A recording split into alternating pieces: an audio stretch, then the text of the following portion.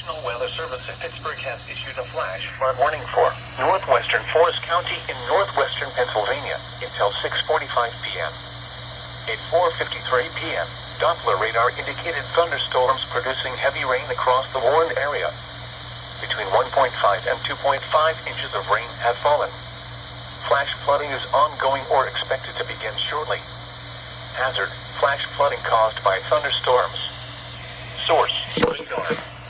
Impact: flash flooding of small creeks and streams, urban areas, highways, streets, and underpasses, as well as other poor drainage and low-lying areas. Some locations that will experience flash flooding include West Hickory and East Hickory.